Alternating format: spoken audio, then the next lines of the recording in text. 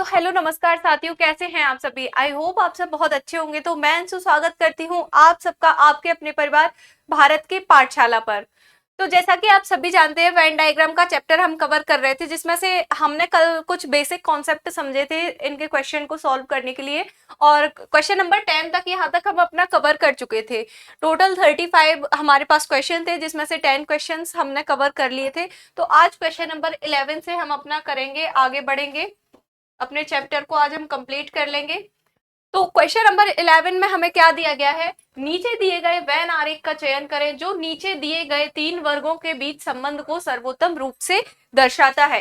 भाई क्या वर्ग है उन्हें हम देखेंगे, कलम, पेंसिल और कागज।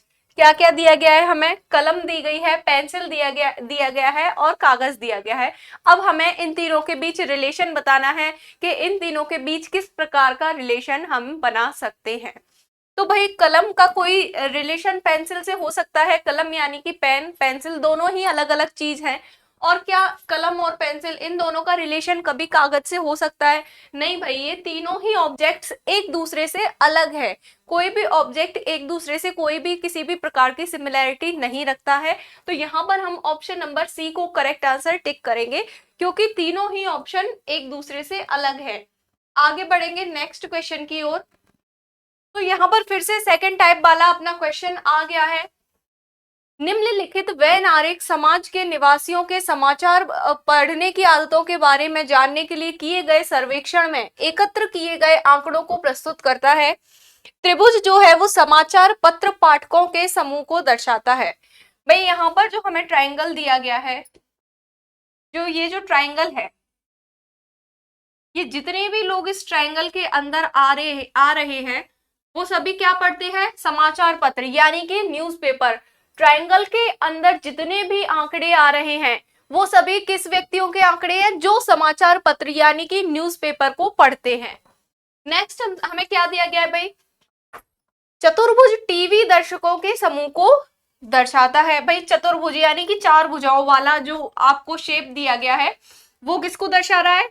ये जो चतुर्भुज आपको दिखाई दे रहा है ये किसको दर्शा रहा है, ये दर्शा रहा है आपके टीवी के द्वारा जो न्यूज अपने पता करते हैं, जो न्यूज टीवी के द्वारा देखते हैं, है ना।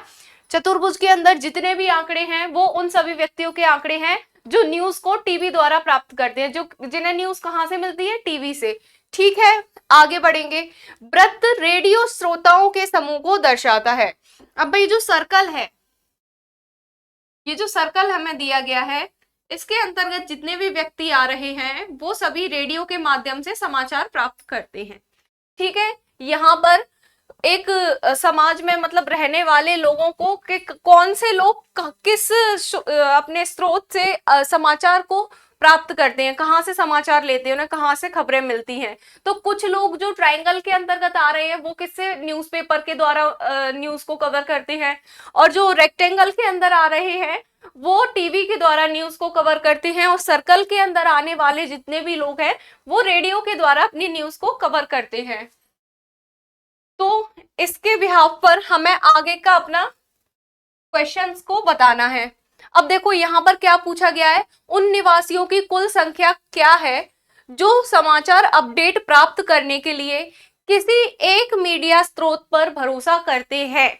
मतलब ऐसे कितने व्यक्ति हैं जो सिर्फ टीवी देखते हैं, या फिर सिर्फ रेडियो सुनते हैं, या फिर सिर्फ न्यूज़पेपर पर डिपेंड करते हैं। मतलब ऐसे व्यक्ति बताने हैं जो सिर्फ एक ही स्रोत द्वारा अपनी न्यूज ले रहे हैं, चाहे वो टीवी हो, चाहे रेडियो हो, चाहे वो समाचार पत्र हो। तो चलिए हम चेक करेंगे एक बार।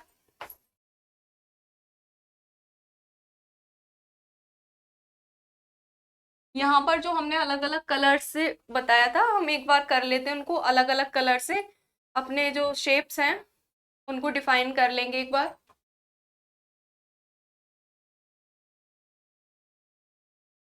इसलिए आपको समझने में थोड़ी सी आसानी हो। अब देखिए इधर पर, अब ध्यान देंगे इधर पर। तो जैसा कि आप सभी देख पा रहे हैं, यहाँ पर ये जो सर्कल है, सर्कल के अंदर कितनी फिगर हैं, 1 2 3 4, 4 फिगर हमें दिखाई दे रही हैं। लेकिन कुछ फिगर ऐसी कॉमन है जो सर्कल में तो है लेकिन साथ साथ किस में भी है, ट्राइंगल में भी है और रेक्टेंगल में भी है। ये जो तीन फिगर है सर्कल के अंदर वाली, ये जो तीन कॉमन फिगर है, ये तो इसमें भी आ रही है भाई, ट्राइंगल में भी आ रही है और रेक्टेंगल में भी आ रही है।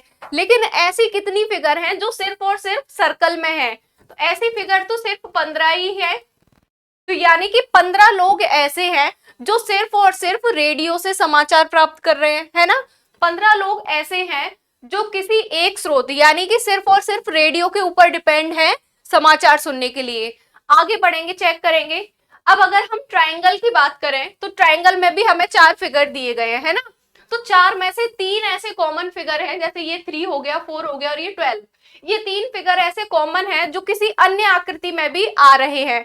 इसका क्या मतलब हुआ, ये जो ट्राइंगल वाले लोग हैं ये समाचार पत्र से तो न्यूज ले ही रहे हैं, साथ ही साथ अगर वो सर्कल में आ रहे हैं तो इसका मतलब वो रेडियो भी सुन रहे हैं, अगर वो रेक्टेंगल में आ रहे हैं तो इसका मतलब वो टीवी देखकर भी न्यूज प्राप्त कर रहे हैं। लेकिन हमें ऐसे व्यक्ति बताने हैं जो सिर्फ एक ही स्रोत पर डिपेंड कर रहे हैं, है ना।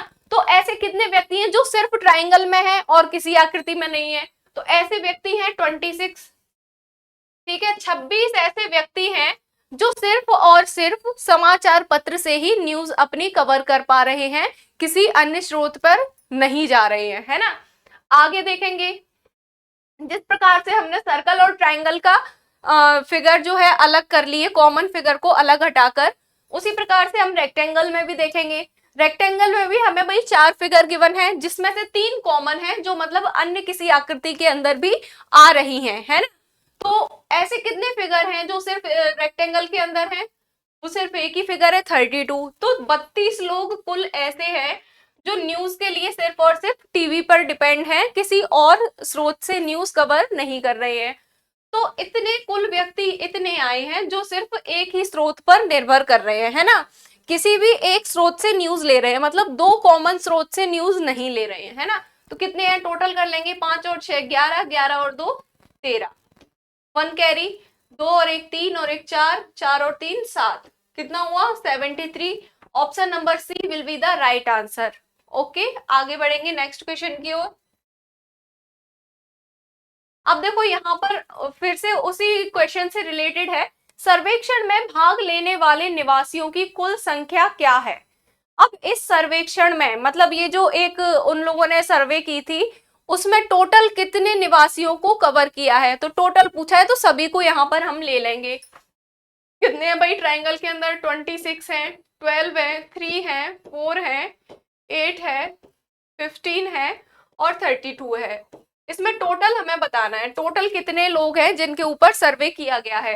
6 और 2 8, 8 और 3 11, 11 और 4 15, 15 और 8 23, 23 और 5 28, 28 और 2 30, 2 और 1 3, 3 और 3 6, 6 और 1 7, 7 और 3 10।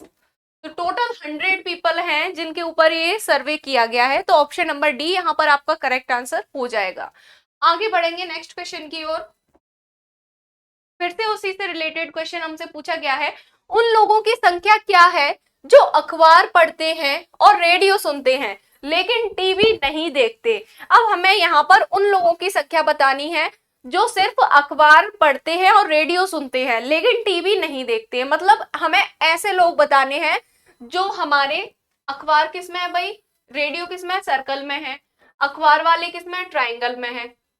तो अखबार और रेडियो जो इन दोनों में कॉमन टर्म है, जो इन दोनों में कॉमन फिगर है या कॉमन आंकड़ा है, हमें उस आंकड़े को बताना है। ठीक है भाई, अलग अलग नहीं बताना कि जो यहाँ पर ट्राइंगल में अलग लिखे हैं हम उसको भी बताएंगे, सर्कल में जो अलग लिखे हैं उसको भी हम बताएंगे। जो इन दोनों का कॉमन पार्ट होगा, जो सर्कल ट्राइंगल को कवर कर रहा होगा, हमें सिर्फ वही पार्ट इसमें बताना है। तो देखेंगे सर्कल का कौन सा पार्ट है जो ट्राइंगल में है, सिर्फ और सिर्फ ट्राइंगल में है लेकिन रेक्टेंगल में नहीं है, क्योंकि हमें यहाँ पर ये भी तो लिखा है लेकिन टीवी नहीं देखते हैं। कितने ऐसे लोग हैं जो अखबार पढ़ते हैं और रेडियो सुनते हैं लेकिन टीवी नहीं देखते हैं? तो भाई ऐसे कितने लोग हैं जो सर्कल और ट्राइंगल में कॉमन है लेकिन रेक्टेंगल में नहीं है? देखेंगे भाई। अब ये देखिए सर्कल और ट्राइंगल के अंतर्गत कितने कितने लोग कॉमन आ रहे हैं? ये 3 और 4 ये कॉमन है, ये सर्कल में भी है, ट्राइंगल में भी है। लेकिन ये जो 3 है ये रेक्टेंगल के अंदर भी जा रहा है। इसका मतलब ये जो 3 लोग हैं ये टीवी भी देख रहे हैं, है ना। अब अगर ये टीवी देख रहे हैं तो ये तो होंगे नहीं। अब बची डिजिट क्या रह गई? बस 4 रह गई। तो यहाँ पर ऑप्शन नंबर सी 4 आपका करेक्ट आंसर हो जाएगा। आगे बढ़ेंगे भाई। निम्न में से कौन सा वेन आरेख निम्नलिखित समूह के बीच संबंध को सही ढंग से दर्शाता है? क्या स्टेटमेंट दिया गया है भाई हमें? फूल, गुलाब और कमल। क्या स्टेटमेंट है? फूल, गुलाब और कमल। तो भाई गुलाब क्या होता है? गुलाब भी एक फूल में ही, फूल की ही प्रजाति है। गुलाब क्या होता है भाई? फल तो होता नहीं है, फूल ही होता है ना। सभी जानते हैं गुलाब फूल होता है। और कमल क्या होता है? कमल भी फूल होता है। तो क्या आप गुलाब को कभी कमल कह सकते हो? क्या आप गुलाब के फूल को कभी कमल कहते हो? नहीं कहते ना भाई। गुलाब का फूल अलग होता है, कमल का फूल अलग होता है। और ये गुलाब और कमल दोनों किसके अंदर आते हैं? फूल के अंदर। फूलों की कैटेगरी में ही तो आते हैं गुलाब और कमल। पत्तियों में तो आते नहीं है कि गुलाब का वृक्ष है, कमल का वृक्ष है, ऐसा तो हम नहीं कहेंगे। गुलाब का फूल होता है, कमल का फूल होता है, और ये दोनों किस कैटेगरी के अंदर आते हैं? फूल के अंतर्गत। तो इस प्रकार का कुछ फिगर हमें मिल जाएगा। इसमें फिगर मेरे को लग रहा है नहीं शायद। तो आप ऑप्शन नंबर बी में इस टाइप का फिगर बना लीजिए, ड्रॉ कर लीजिए। हो सकता है टाइपिंग करते समय कोई मिस्टेक हो गई, तो यहाँ पर ऑप्शन नंबर बी आपका करेक्ट आंसर हो जाएगा। आगे बढ़ेंगे नेक्स्ट क्वेश्चन की ओर। निम्न में से कौन सा वैन आरेख, भाई यहाँ पर पेन नहीं होगा, वैन होगा भाई, टाइपिंग मिस्टेक हो जाती है, आप लोग थोड़ा सा कोऑपरेट कीजिए इसमें। निम्न में से कौन सा वैन आरेख निम्नलिखित समूह के बीच संबंध को सही ढंग से दर्शाता है? क्या हमें स्टेटमेंट दिया है फिर से? फूल, फल और पत्तियां। फूल, फल और पत्तियां।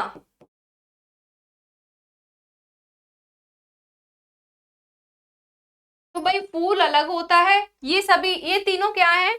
एक पौधे के, एक प्लांट के अलग अलग पार्ट्स हैं।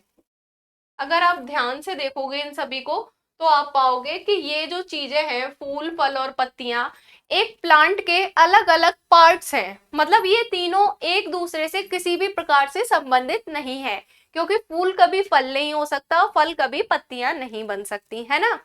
तो ये तीनों जो हैं एक ही पौधे के अलग अलग भाग हैं। तो ये तीनों आपस में अलग अलग फिगर बनाएंगे, यानी कि यूनिवर्सल नेगेटिव वाला यहाँ पर फिगर आपका बन जाएगा। तो ऑप्शन नंबर सी यहाँ पर आपका करेक्ट आंसर हो जाएगा। आगे बढ़ेंगे। निम्नलिखित वैन आरेख में से कौन सी संख्या उस भारतीय फसल को बेहतर दर्शाती है जो अनाज तो है लेकिन दुर्लभ नहीं है? ठीक है भाई, इस फिगर को एक बार हम अच्छे से देखेंगे क्या क्या दिया गया है। अब यहाँ पर ये जो ट्राइंगल है, ये जो ट्राइंगल की शेप है, इसके अंदर जितने भी आंकड़े हैं वो सभी किसको दर्शाते हैं भाई? दुर्लभ को। ट्राइंगल का शेप किसे दर्शा रहा है? दुर्लभ, दुर्लभ को, है ना। और जो आपका रेक्टेंगल का शेप है, रेक्टेंगल शेप किसको दर्शा रहा है? फसल को। जहां पर भी आपको रेक्टेंगल के अंदर जितने भी आंकड़े दिख रहे हैं वो सारे आंकड़े किसके हैं? फसल के हैं, है ना। आगे देखेंगे, सर्कल जो है वो अनाज को दर्शाता है। ये जो सर्कल है इसके अंदर जितने भी आंकड़े हैं वो सभी किसको दर्शा रहे हैं? अनाज को। और ये जो आपका चतुर्भुज ही है, क्योंकि इसमें भी 4 भुजाएं हैं तो इसको चतुर्भुज ही बोलेंगे, रोम्बस बोल सकते हैं ना। ये जो रोम्बस शेप है, रोम्बस वाला शेप है, ये किसको दर्शा रहा है भाई? भारतीय को। रोम्बस किसको दर्शा रहा है? भारतीय को। तो अब हमें क्या बताना है? हमें उस भारतीय फसल को बताना है जो अनाज तो है लेकिन दुर्लभ नहीं है। अब हमें ऐसी फिगर बतानी है जो ट्राइंगल में नहीं आनी चाहिए, ऐसा आंकड़ा बताना है जो ट्राइंगल में नहीं आना चाहिए और बाकी सभी शेप्स में आना चाहिए। बाकी की तीनों शेप में जो आंकड़ा कॉमन हो लेकिन ट्राइंगल में ना हो। तो ढूंढेंगे ऐसा कौन सा आंकड़ा है जो सभी शेप्स में कॉमन है लेकिन ट्राइंगल में नहीं है। तो सबसे पहले तो हम वो आंकड़े ढूंढेंगे जो सभी शेप्स में कॉमन है। तो भाई ये जो कॉमन वाले आंकड़े हैं वो कुल मिला के इतने हैं, है ना। यहाँ पर जो कॉमन आंकड़े आपको दिखाई दे रहे हैं, अगर हम ट्राइंगल को हटा दें यहाँ से, इतने आंकड़ों को हम मिटा दें, ये ट्राइंगल वाले क्योंकि हमें लेने ही नहीं है, इसको हमने हटा दिया। अब आपको कितने ऐसे आंकड़े दिख रहे हैं जो तीनों फिगर में कॉमन है। भाई ये 7 आपको दिख रहा है, ये देखो रोम्बस में भी आ रहा है, ये सर्कल में भी आ रहा है, और ये रेक्टेंगल के अंदर भी आ रहा है। तो यानी कि ये जो 7 है, ये जो 7 नंबर है, वो उन भारतीय फसलों को डिनोट करता है जो अनाज तो है लेकिन दुर्लभ नहीं है। ठीक है, तो ऑप्शन नंबर सी यहाँ पर आपका करेक्ट आंसर हो जाएगा 7। आगे बढ़ेंगे नेक्स्ट क्वेश्चन की ओर। क्वेश्चन नंबर 18 फिर से उसी से रिलेटेड, अच्छा ये अलग है। वेन आरेख में निम्न में से कौन सी संख्या गाने वाली रंगीन चिड़िया को दर्शाती है। अब देखो यहाँ पर जो सर्कल वाली फिगर है वो किसको डिनोट कर रही है, गाने वाली को। सर्कल का मतलब है कि इसके अंदर जितने भी व्यक्ति या आंकड़े आ रहे हैं वो सभी किससे रिलेटेड है, गाने वाले से रिलेटेड, वो सभी गाने वाले हैं। ठीक है, सर्कल के अंदर जितने भी लोग हैं वो गाने वाले हैं। ठीक है, आगे बढ़ेंगे। ट्राइंगल के अंदर जितने भी चीजें हैं वो सभी रंगीन हैं। ट्राइंगल के अंदर आने वाली सभी वस्तुएं क्या हैं, रंगीन हैं। और स्क्वायर के अंदर जितनी भी चीजें हैं, जितने भी फिगर हैं, वो कौन है, चिड़िया है। स्क्वायर के अंदर क्या है, चिड़िया है। ट्राइंगल के अंदर रंगीन है, और सर्कल के अंदर कौन है, गाने वाले। तो हमें क्या बताना है, गाने वाली रंगीन चिड़िया। यानी कि गाने वाला कौन है, सर्कल, रंगीन कौन है, ट्राइंगल, और चिड़िया कौन है भाई, स्क्वायर। तो हमें एक ऐसी फिगर बतानी है जो इन तीनों में कॉमन हो। हमें इन तीनों में कॉमन टर्म छांटनी है कि कौन सी जो डिजिट है वो कॉमन है इन तीनों में। देख लेंगे एक बार। अगर हम 6 की बात करें तो 6 हमारा सर्कल में तो आ रहा है और स्क्वायर में भी आ रहा है, लेकिन ट्राइंगल में नहीं आ रहा, 6 हट जाएगा। 5 की बात करें तो 5 हमारा स्क्वायर में आ रहा है, ट्राइंगल में भी आ रहा है, और सर्कल में भी आ रहा है, तो 5 हो गया। और आगे चेक करेंगे और कोई ऐसी डिजिट है जो तीनों में आ रही है। भाई और तो मुझे ऐसी कोई डिजिट यहाँ पर दिख नहीं रही। 7 सिर्फ और सिर्फ सर्कल में आ रहा है, 1 सिर्फ और सिर्फ स्क्वायर में आ रहा है, 3 ट्राइंगल और सर्कल में आ रहा है, 2 सर्कल में आ रहा है, 4 आपका ट्राइंगल में आ रहा है। तो सिर्फ और सिर्फ 5 ही एक ऐसी डिजिट बचती है जो तीनों चीजों में कॉमन हो रही है। इसका मतलब 5 ऐसी चिड़िया हैं जो रंगीन हैं और गाने वाली हैं। तो आगे बढ़ेंगे ऑप्शन नंबर ए को करेक्ट आंसर मानते हुए।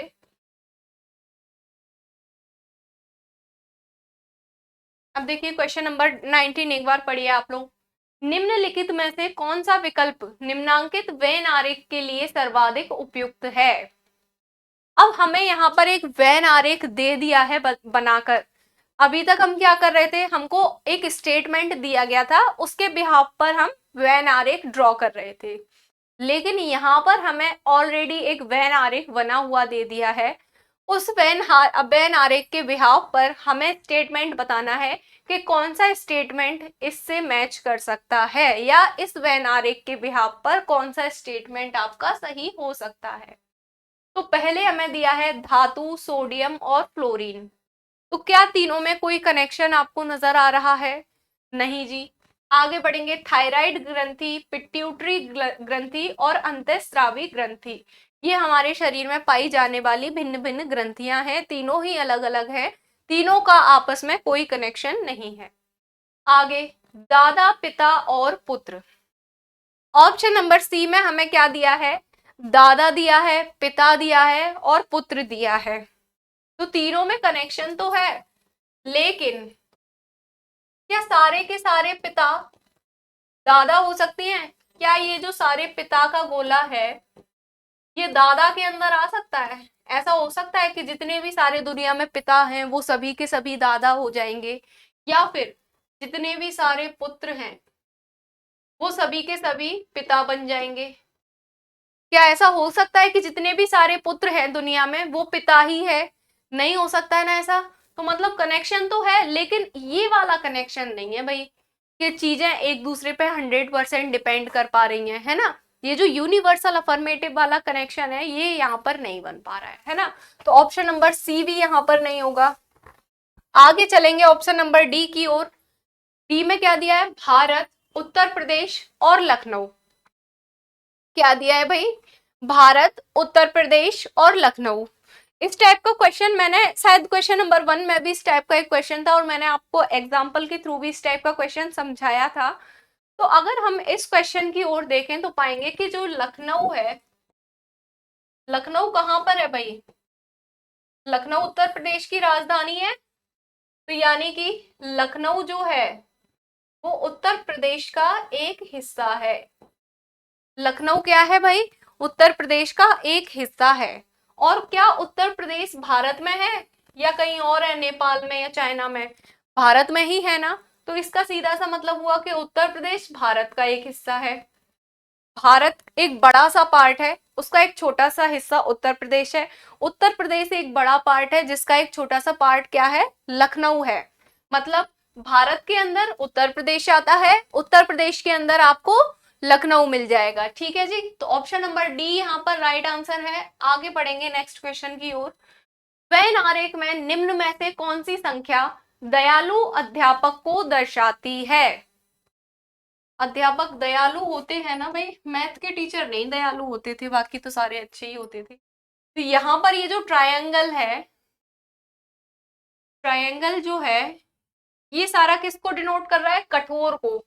ठीक है, ट्रायंगल का मतलब क्या है? कठोर है। ट्रायंगल के अंतर्गत जितने भी सारे आंकड़े हैं वो सभी कठोर को डिनोट कर रहे हैं। आगे बढ़ेंगे। जो आपका रेक्टेंगल या स्क्वायर जो कुछ भी है दिया गया है, रेक्टेंगल ही है वैसे, रेक्टेंगल के अंदर जितने भी आंकड़े आ रहे हैं वो सभी किसको दर्शा रहे हैं? दयालु को। रेक्टेंगल के अंदर आने वाले सभी आंकड़े किसको दर्शा रहे हैं? दयालु को। आगे एक और फिगर दी है हमें, सर्कल। अब ये सर्कल के अंदर जितने भी आंकड़े हैं वो सभी किसको दर्शा रहे हैं? अध्यापक को। ठीक है भाई, ट्रायंगल वाले जितने भी नंबर्स हैं वो सभी क्या हैं? कठोर हैं। रेक्टेंगल वाले कौन है? दयालु है। और सर्कल वाले अध्यापक हैं। तो हमें दयालु अध्यापक बताने हैं कि कितने ऐसे लोग हैं जो दयालु अध्यापक हैं, है ना? तो दयालु अध्यापक कौन होंगे? जो आपके रेक्टेंगल में भी होंगे और सर्कल में भी। जो कॉमन टर्म होगी रेक्टेंगल और सर्कल की वो हमारे क्या कहलाएंगे? दयालु अध्यापक। लेकिन एक बात का ध्यान रखना है, उसमें ट्रायंगल नहीं होना चाहिए। सिर्फ रेक्टेंगल और सर्कल में कॉमन टर्म हमें छांटनी है, कौन सी होगी। तो देखेंगे भाई कौन कौन सी टर्म है जो रेक्टेंगल में भी है और सर्कल में भी। 3 है, 4 है, लेकिन यहाँ पर हम पाएंगे 3 में ट्राइंगल भी इंक्लूडेड है। तो यहाँ पर बचता कौन है? सिर्फ 4। तो ऑप्शन नंबर बी 4 यहाँ पर आपका करेक्ट आंसर हो जाएगा। आगे बढ़ेंगे नेक्स्ट क्वेश्चन की ओर। वेन आरेख में निम्न में से कौन सी संख्या शरारती काली बिल्ली को दर्शाती है? कौन सा ऐसा नंबर है जो शरारती काली बिल्ली को दर्शा रहा है? तो यहाँ पर ये जो स्क्वायर है, स्क्वायर के अंदर जितने भी डिजिट हैं वो सभी शरारती के डिजिट है। स्क्वायर के अंदर आने वाली सभी डिजिट आपकी शरारती को शो करती है। आगे बढ़ेंगे, सर्कल के अंदर जितनी भी डिजिट आ रही है वो सभी बिल्ली को दर्शाएगी। सर्कल के अंदर जितनी भी डिजिट है वो किसे दर्शाएंगी? बिल्ली को दर्शाएंगी। आगे बढ़ जाएंगे, और ट्रायंगल के अंदर जितनी भी डिजिट हैं वो सभी काले को दर्शाएंगी, काली को। ठीक है, काली को क्या दर्शा रहा है? ट्रायंगल। सर्कल किसे दर्शा रहा है? बिल्ली को। और स्क्वायर दिखा रहा है शरारती को। ठीक है, और हमें बताना क्या है? शरारती काली बिल्ली, इसमें से कौन सी डिजिट शरारती काली बिल्ली को दर्शाएगी? शरारती बिल्ली कौन होगी भाई? तो शरारती किसके लिए है भाई? ये जो स्क्वायर है वो शरारती बता रहा है, सर्कल जो है वो बिल्ली बता रहा है, ट्रायंगल काली को बता रहा है। तो तीनों में कॉमन टर्म हमें बतानी है। अगर हम तीनों में कॉमन ढूंढेंगे तभी तो हमें शरारती काली बिल्ली मिलेगी, है ना? तो देख लेंगे कौन सी टर्म है जो तीनों में कॉमन आ रही है। ये जो 3 है ये ट्रायंगल के अंदर भी आ रही है, ये सर्कल के अंदर भी आ रही है, और ये स्क्वायर को भी कवर कर रही है। तो यहाँ पर ऑप्शन नंबर सी 3 आपका करेक्ट आंसर हो जाएगा। ऑप्शन नंबर सी यहाँ पर आपका करेक्ट आंसर हो जाएगा। आगे बढ़ेंगे नेक्स्ट क्वेश्चन की ओर। वेन आरेख में निम्नलिखित में से कौन सी संख्या केवल कोमल सूती शर्ट को दर्शाती है? कौन सी ऐसी संख्या है जो कोमल सूती शर्ट को दर्शाती है? फिर से उसी टाइप का क्वेश्चन है। जो स्क्वायर है वो आपका कोमल को दर्शाता है। स्क्वायर के अंतर्गत आने वाले सभी चीजें कोमल होंगी। ट्रायंगल के अंदर आने वाली सभी चीजें क्या होंगी? लखनऊ। ट्रायंगल किसको दर्शा रहा है? लखनऊ को। आगे बढ़ेंगे भाई। ये जो रेक्टेंगल है आपका, रेक्टेंगल आपका कॉटन यानी कि सूती, कॉटन को हिंदी में क्या बोलते हैं? सूती। रेक्टेंगल आपको कॉटन को दर्शा रहा है। जो रेक्टेंगल है वो किसे दर्शा रहा है? कॉटन को दर्शा रहा है। आगे बढ़ जाएंगे। ये जो सर्कल है ये आपका शर्ट वाले आंकड़े को बता रहा है। सर्कल के अंदर अंतर्गत आने वाले सभी आंकड़े किसे दर्शा रहे हैं? शर्ट को दर्शा रहे हैं, है ना। तो हमें बताना क्या है? कोमल सूती शर्ट यानी कि जो स्क्वायर, सर्कल और रेक्टेंगल में कॉमन टर्म होगी, लेकिन वो ट्रायंगल में नहीं आनी चाहिए, क्योंकि हमें लखनऊ वाला नहीं बताना है, सिर्फ कोमल सूती शर्ट को हमें बताना है। तो स्क्वायर, सर्कल और रेक्टेंगल में जो कॉमन होगा हम उसको फाइंड आउट करेंगे उस फिगर को। सबसे पहले हम कॉमन फिगर्स देख लेंगे। इतनी जो फिगर हमें दिख रही हैं ये सभी में हमें कॉमन दिखाई दे रही है ना। ये जो फिगर है, ये जो मैंने सर्कल बनाया है, ये जो फिगर है ये हमें कॉमन दिखाई दे रही है सभी आकृतियों में। अब इनमें से हमें ऐसी फिगर छाटनी है जो सिर्फ 3 आकृतियों में कॉमन हो, लेकिन इस ट्रायंगल में कॉमन नहीं हो। सबसे पहले हम ये ट्रायंगल में आने वाली फिगर्स को हटा देंगे, ठीक है। अब इसके बाद हम अगर 5 की बात करें तो 5 हमारा सर्कल में आ रहा है, रेक्टेंगल में आ रहा है और स्क्वायर में भी आ रहा है, ठीक है। ये 5 हो गया। 9 की अगर हम बात करें तो 9 रेक्टेंगल में नहीं आ रहा है, तो इसका मतलब रेक्टेंगल में नहीं आ रहा है तो वो सूती या कॉटन की नहीं है, तो इस वाले डिजिट को हम हटा देंगे। नेक्स्ट अगर हम बात करें 4 की, तो 4 सर्कल में आ रहा है, रेक्टेंगल में आ रहा है, लेकिन स्क्वायर में नहीं आ रहा, तो ये 4 भी हट गया। बचा क्या? ये सिर्फ 5 बचा। तो 5 ऐसी शर्ट है जो सूती है और कोमल है। तो ऑप्शन नंबर बी आपका करेक्ट आंसर हो जाएगा। यहाँ पर option number B will be the right answer. आगे बढ़ेंगे नेक्स्ट क्वेश्चन की ओर।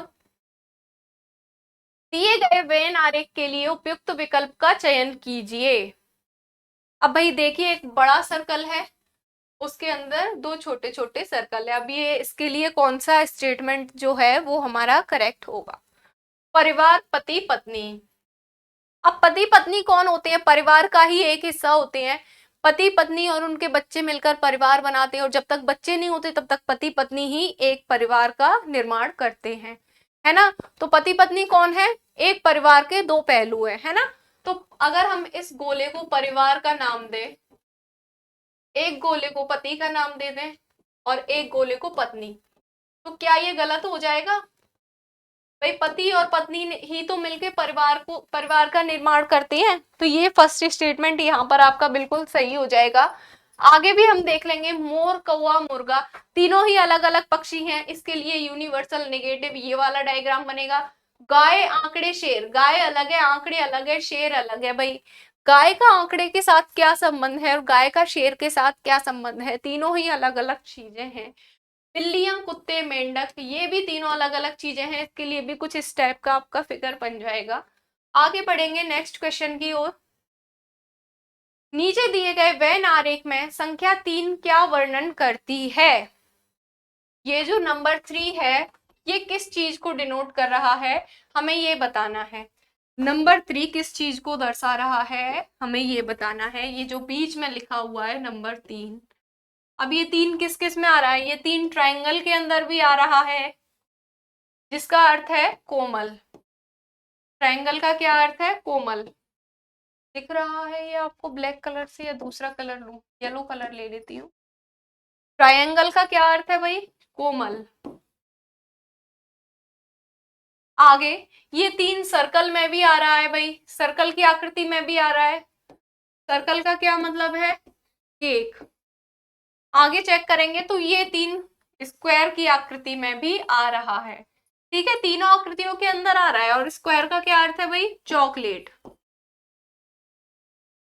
अब हमें इस 3 के बारे में बताना है कि इस तीन को हम क्या मतलब क्या इसके बारे में स्टेटमेंट बना सकते हैं।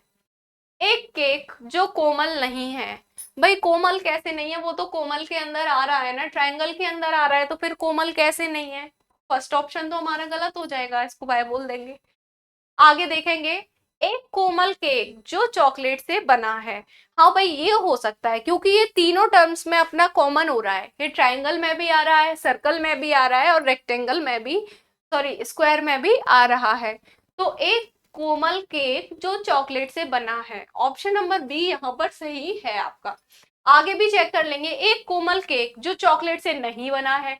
अब भाई चॉकलेट से जो नहीं बना है, जो मतलब चॉकलेट से क्यों नहीं बना है, तो चॉकलेट के अंदर आ रहा है ना, देखो स्क्वायर के अंदर आ रहा है तीन, तो हम कैसे कह सकते हैं चॉकलेट से नहीं बना है। आगे, एक कोमल चॉकलेट, एक कोमल चॉकलेट, लेकिन वो सर्कल के अंदर भी तो है, तो फिर केक को कहाँ भूल जाएंगे हम। जब सर्कल के अंदर है तो इसका मतलब केक भी है वो, है ना। आगे बढ़ेंगे, ऑप्शन नंबर बी यहाँ पर आपका करेक्ट आंसर है। आगे बढ़ेंगे नेक्स्ट क्वेश्चन की ओर। वेन आरेख में निम्नलिखित में से कौन सी संख्या एक गर्म और बरसात के दिन का प्रतिनिधित्व करती है। आगे चेक करेंगे भाई, यहाँ पर जो आपको रेक्टेंगल दिया है वो किसे बता रहा है, गर्म को। ठीक है, रेक्टेंगल का मतलब क्या है, गर्म। ट्रायंगल का मतलब क्या है, कोहरा। ट्रायंगल के अंदर के जितने भी नंबर हैं वो सभी किससे रिलेटेड है, कोहरा से रिलेटेड। स्क्वायर जो है वो किसको दर्शा रहा है, ठंड को। स्क्वायर के अंदर आने वाले आंकड़े सभी किसको प्रदर्शित कर रहे हैं, ठंड को। और सर्कल के अंदर आने वाले आंकड़े सभी किसको प्रदर्शित कर रहे हैं, बारिश को। तो हमें क्या बताना है, गर्म और बरसात का दिन, यानी कि जो सर्कल और रेक्टेंगल में कॉमन टर्म है हमें वो बतानी है, गर्म और बरसात का दिन, जो गर्म भी है और बारिश का भी है। तो वो ऐसी टर्म कौन सी है, तो वो टर्म हमें सिर्फ और सिर्फ 5 नजर आ रही है यहाँ पर, जो रेक्टेंगल में भी है और सर्कल में भी है। तो ऑप्शन नंबर सी यहाँ पर आपका करेक्ट आंसर हो जाएगा 5। आगे बढ़ेंगे, निम्नलिखित में से कौन सा विकल्प चित्र में दिए गए वेन आरेख के लिए सबसे उपयुक्त है। फिर से आपको एक वेन डायग्राम दिया गया है, उसके बिहाफ पर आपको स्टेटमेंट बताना है कि कौन सा स्टेटमेंट इस डायग्राम के लिए उपयुक्त हो सकता है। अंग्रेजी, हिंदी और तमिल तीनों ही अलग अलग लैंग्वेज है। अगर हम इसका डायग्राम बनाए, अंग्रेजी का अलग बनेगा, हिंदी का अलग और तमिल का अलग, क्योंकि इन तीनों भाषाओं का आपस में एक दूसरे के साथ कोई लेना देना नहीं है, तीनों ही अलग अलग भाषाएं हैं, तो इन तीनों का डायग्राम अलग अलग बनेगा, यूनिवर्सल नेगेटिव, जो कि हमें क्वेश्चन में दिया गया है। तो option number A will be the right answer. आगे भी मैं आपको चेक करा दूंगी। आगे आपको क्या दिया गया है, महिलाएं, माताएं और डॉक्टर। तो जितनी भी सभी माताएं होती हैं वो महिलाएं ही होती हैं, ये बात आपको अच्छे से पता है, कोई भी पुरुष माता नहीं होता। जितनी भी सभी माताएं होती हैं वो कौन होती हैं, महिलाएं होती हैं। ठीक है, अब कुछ माता और महिला डॉक्टर भी हो सकती हैं, कुछ माता डॉक्टर भी तो हो सकती हैं। क्या इसमें कुछ गलत बात कह दी मैंने कि माता कभी डॉक्टर नहीं हो सकती, ये कोई मतलब सही बात है क्या, ये माताएं भी डॉक्टर हो सकती हैं, है ना। आगे देखेंगे, यात्री, बस और ट्रेन। यात्री जो होते हैं, बस और ट्रेन दोनों में यात्रा कर सकते हैं। यात्रियों को यात्रा करने के लिए बस और ट्रेन दोनों की जरूरत पड़ती है। तो इस वाले स्टेटमेंट का डायग्राम कुछ इस तरीके का बन जाएगा। आगे देखेंगे, प्रदूषण, वायु और जल। तो वायु और जल किसके प्रकार हैं, दोनों प्रदूषण के प्रकार हैं। तो प्रदूषण का बड़ा गोला बनेगा और इसके अंदर वायु और जल, क्योंकि ये दोनों प्रदूषण के प्रकार हैं। ठीक है, तो ऑप्शन नंबर ए यहाँ पर आपका करेक्ट आंसर हो जाएगा। अंग्रेजी, तमिल और हिंदी तीनों ही अलग अलग लैंग्वेज हैं जिनका एक दूसरे के साथ कोई भी कनेक्शन नहीं है। आगे बढ़ेंगे, क्वेश्चन नंबर 27। क्वेश्चन नंबर 27 में जो आपको इमेज दी गई है, उस इमेज के बिहाफ पर आपको 27 से लेके 32 तक प्रश्न हल करने हैं। ठीक है, इसी इमेज के बिहाफ पर आपसे अलग अलग क्वेश्चन पूछेंगे, वो आपको बताने हैं। तो हम एक बार पढ़ लेते हैं। नीचे दिया गया वैन आरेख कन्नड़ के, यहाँ पर जो के है मैं अलग अलग कलर से ये सर्कल कर दे रही हूँ। ये जो के वाला गोला है इसमें आने वाले सभी जो डिजिट हैं आपके वो कन्नड़ बोलने वाले व्यक्तियों को दर्शा रहे हैं, ठीक है। और एच वाला जो गोला है, ये जो गोला है एच वाला, इसके जितने भी सभी डिजिट है वो हिंदी बोलने वाले व्यक्तियों को दर्शा रहे हैं, ठीक है। आगे कौन सा है भाई? और ये जो टी वाला गोला है, ये जो गोला जिसके सामने टी लिखा हुआ है, ये तेलुगु बोलने वाले व्यक्तियों को दर्शा रहा है, ठीक है। के वाला गोला किसे दिखा रहा है? कन्नड़ बोलने वाले लोगों को। एच वाला गोला हिंदी बोलने वाले लोगों को। और टी वाला गोला कौन है? वो तमिल बोलने वाले लोगों को दर्शा रहा है, ठीक है। अब यहाँ पर कुछ कॉमन भी है, जैसे ये 100 है, ये एच में भी है, के में भी है, तो इसका मतलब क्या हुआ? ये जो 100 लोग हैं वो हिंदी भी बोलते हैं और कन्नड़ भी बोलते हैं, ठीक है। उसी प्रकार से ये एक 150 का डिजिट है, ये जो डिजिट है 150 वाली, ये किस किस टर्म में आपकी कॉमन है? के में भी कॉमन है और टी में भी कॉमन है। ये जो 150 वाली डिजिट है वो आपके हरे वाले गोले में जा रही है और पीले वाले गोले में जा रही है, यानी कि ये जो 150 लोग हैं वो कन्नड़ भी बोल रहे हैं और साथ ही साथ तमिल भी बोल रहे हैं, ठीक है।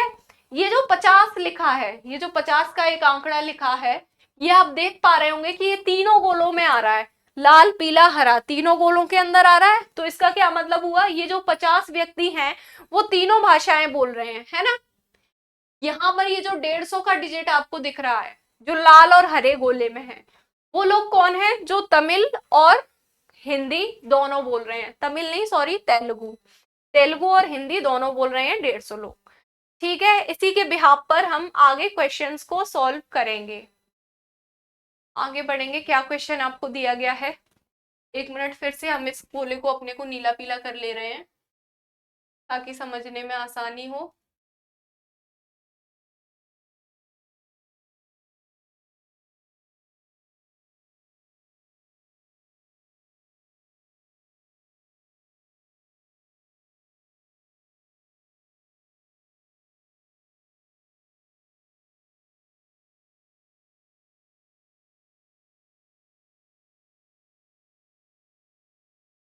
देखो क्या पूछा गया है। सभी तीनों भाषाओं को जानने वाले व्यक्तियों की संख्या और उन व्यक्तियों की संख्या का अनुपात क्या है जो कन्नड़ नहीं जानते। अब हमें जो तीनों लैंग्वेज वाले व्यक्ति हैं उनका, तीनों लैंग्वेज कौन कौन बोल सक रहे हैं, तीनों गोलों में कौन कॉमन है? ये जो 50 की डिजिट है ये कॉमन है। 50 का अनुपात हमें किससे बताना है? ये जो 50 है इसका अनुपात हमें किसके साथ बताना है? जो कन्नड़ नहीं जानते हैं। अब भाई कन्नड़ कितने लोग जानते हैं? जो पीले गोले में आ रहे हैं वो सभी कन्नड़ जानते हैं, तो भाई इसको हटा देंगे, कन्नड़ जानने वालों को हम हटा देंगे। कितने लोग बचे? ये 300, 150 और 250, इनको अगर हम टोटल करेंगे तो कितना हो जाएगा? 700 हो जाएगा। अगर हम इन तीनों का टोटल करते हैं 300, 150 और 250 को अगर हम जोड़े तो क्या हमें 700 मिलेगा? हाँ जी बिल्कुल मिल जाएगा। तो 50:700, अगर हम इसको छोटा करें काट के तो 5 एकम 5 और 5 चौक 20, 1:14। तो भाई जो सभी तीनों भाषाएं बोलते हैं उनका अनुपात किसके साथ बताना है? जो कन्नड़ नहीं जानते, कन्नड़ नहीं जानते उनकी संख्या कितनी है? 700। और जो 300 तीनों भाषाएं बोलते हैं उनकी संख्या कितनी है? तो 50। 50 का यदि हम 700 के साथ अनुपात करें तो हमें कितना मिल जाएगा? एक जीरो से एक जीरो, 5 बन जा 5 और 14 5 जा 70, 1:14 आपका यहाँ पर करेक्ट आंसर हो जाएगा। Option number A will be the right answer. आगे बढ़ेंगे, नेक्स्ट क्वेश्चन को चेक करेंगे। नेक्स्ट क्वेश्चन में क्या पूछा गया है आपसे? पढ़िए एक बार क्या पूछा गया है नेक्स्ट क्वेश्चन में, जब तक मैं आपके गोले रंग दूं।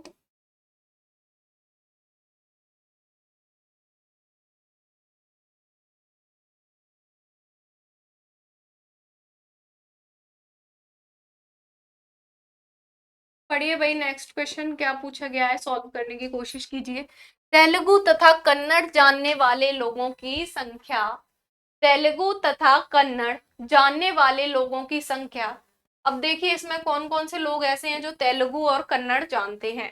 तेलुगु और कन्नड़ दोनों में कॉमन होना चाहिए भाई। तो तेलुगु का गोला पीला है, ये पीले वाले में, और कन्नड़ का गोला ये हरा है। तो ये पीले और हरे में जो दोनों कॉमन आ रहा है वो क्या है, 150। अब तेलुगु और कन्नड़ जानने वाले लोगों की संख्या और कन्नड़ तथा हिंदी जानने वाले लोगों की संख्या के बीच हमें अनुपात बताना है। कन्नड़ और हिंदी का क्या होगा, कन्नड़ आपके जो हरे गोले में कितने लोग आ रहे हैं, 100 लोग आ रहे हैं, और हिंदी में लाल और हरे दोनों गोले में कॉमन लोग कितने हैं, ये 100 लोग हैं, जो कन्नड़ के गोले में भी आ रहे हैं और हिंदी के गोले में भी आ रहे हैं। कितने लोग हो गए ऐसे, 100। तो 150 का अगर हम 100 से अनुपात करेंगे तो कितना मिल जाएगा हमें, 5 × 15 और 5 दूनी 10, यानी कि 3:2। क्या हो जाएगा, ऑप्शन नंबर बी आपका करेक्ट आंसर हो जाएगा। अब भाई पहले जो पूछा है, पहले तेलुगु और कन्नड़ पूछा है तो हमने तेलुगु कन्नड़ वाला पहले लिखा है। हिंदी और कन्नड़ बाद में पूछा है तो हिंदी और कन्नड़ वाला हमने बाद में लिखा है। इसको आगे पीछे करके अगर हम लिख देते, हिंदी और कन्नड़ को अगर हम आगे लिख देते और तेलुगु और कन्नड़ को पीछे, तो हमारा आंसर क्या हो जाता है, 2:3। ये भी हमें ऑप्शन में दिया गया, ऑप्शन नंबर ए पे। तो अगर हम इसको कर देते तो हमारा उत्तर गलत हो जाता। ठीक है, तो अपना ज्यादा दिमाग नहीं चलाते हुए जो प्रश्न में हमसे पूछा गया है उसी के बिहाफ पर हम क्वेश्चन को सॉल्व करेंगे। आगे बढ़ेंगे भाई क्वेश्चन नंबर 29 की ओर। संख्या और कन्नड़ तथा हिंदी जानने वाली लोगों की संख्या के बीच क्या अनुपात है। अब देखो यहाँ पर एक वर्ड मिसिंग है, किसी की संख्या है जो मिसिंग है भाई, चेक करके बताती हूँ किसकी संख्या इसने मिस कर दी है। तेलुगु और हिंदी के ज्ञान वाले लोगों की संख्या, यहाँ पर इनने कुछ वर्ड मिस कर दिया है जो हमारे टाइपिस्ट महोदय हैं। यहाँ पर लिख लीजिए तेलुगु और हिंदी के ज्ञान वाले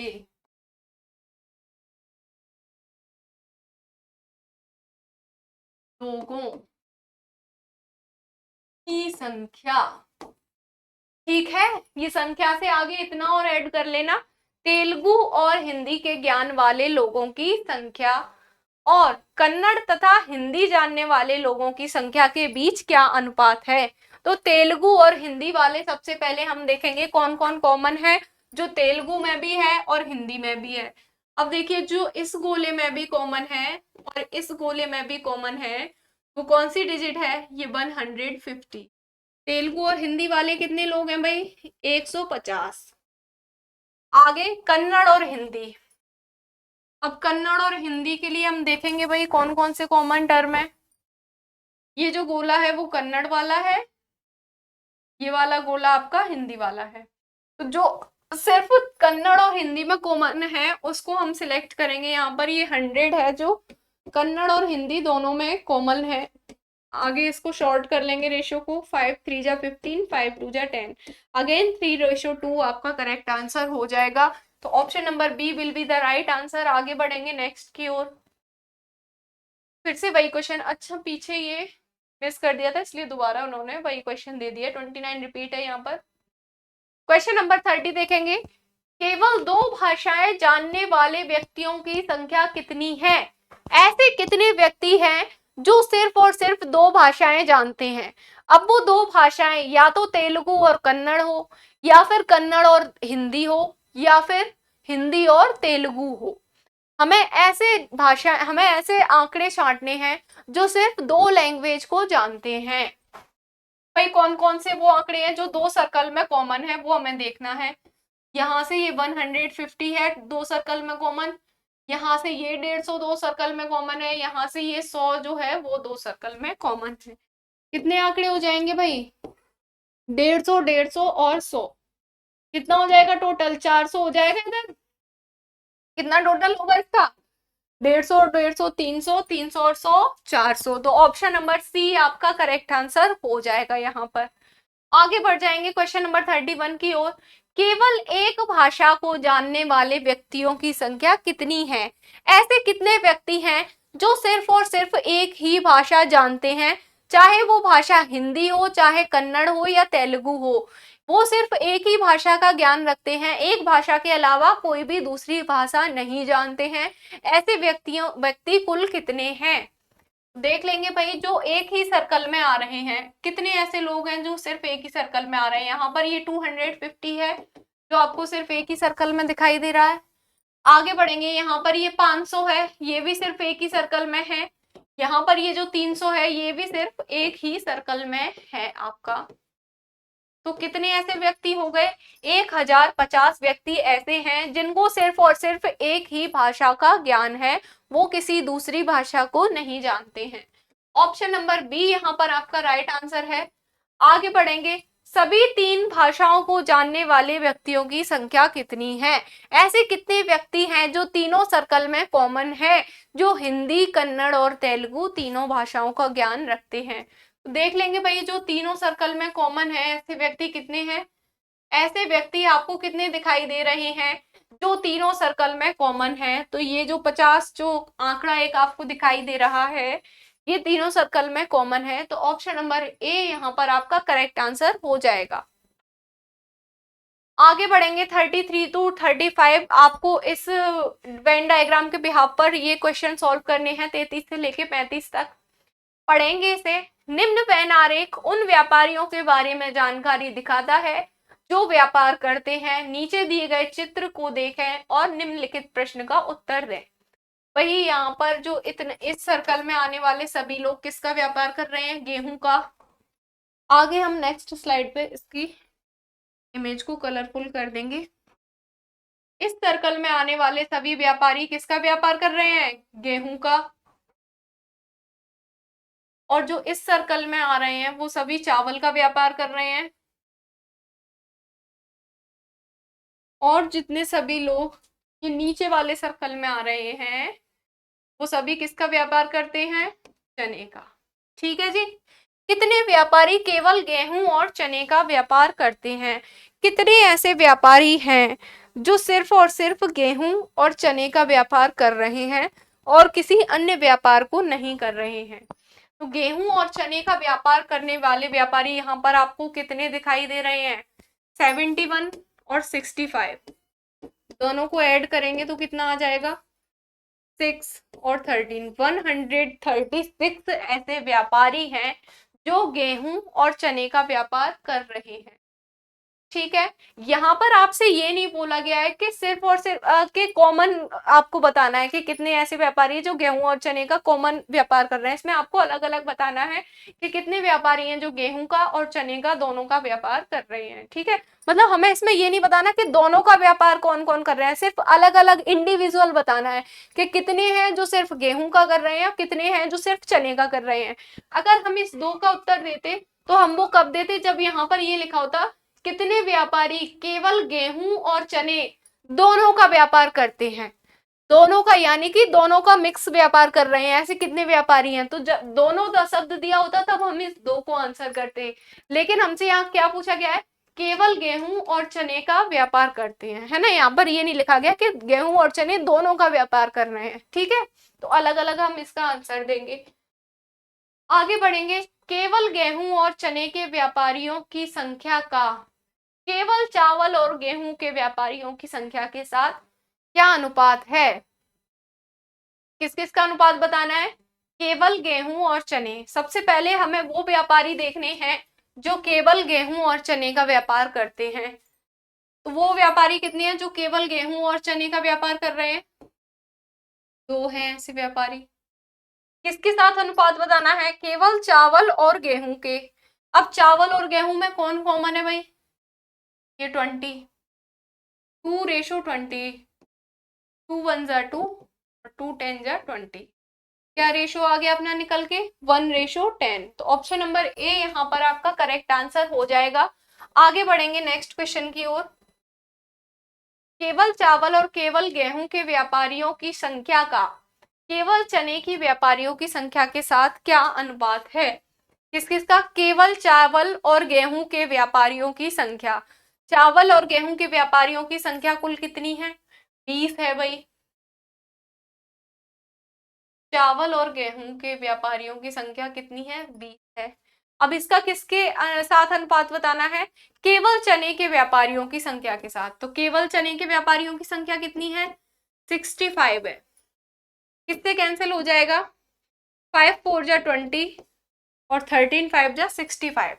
4:13 कहां पर हमें दिखाई दे रहा है? ऑप्शन नंबर सी में। तो ऑप्शन नंबर सी यहाँ पर आपका करेक्ट आंसर हो जाएगा। इसी के साथ आपके वेन डायग्राम का चैप्टर पूरा फिनिश हो चुका है। तो यहाँ पर मैंने जो आपको जो चैप्टर वाइज मैं आपकी सीरीज करा रही हूँ वो इम्पोर्टेंस के हिसाब से करा रही हूँ। जो चैप्टर आपका सबसे ज्यादा इम्पोर्टेंट है उसको मैंने आपको सबसे पहले कराया है, उसके बाद में धीरे धीरे उसी सीक्वेंस में जिस जैसे जैसे क्वेश्चन में आपसे सवाल जिस चैप्टर से कम पूछे जा रहे हैं उनको मैं आपको सबसे लास्ट में कवर कराऊंगी। तो जिसमें से सबसे ज्यादा सवाल पूछे जाते हैं वो मैंने आपको स्टार्टिंग में कवर कराए हैं। अब नेक्स्ट जो आपका चैप्टर होगा वो या तो आपका ब्लड रिलेशन होगा या फिर आपका डायरेक्शन होगा। तो तैयार रहिए कल की क्लास के साथ। तो इसी के साथ वीडियो अगर पसंद आ रहा हो आपको, वीडियो को लाइक करना ना भूलें, वीडियो को शेयर करें और हमारे चैनल भारत की पाठशाला को जरूर सब्सक्राइब करें। तो जय हिंद, जय भारत।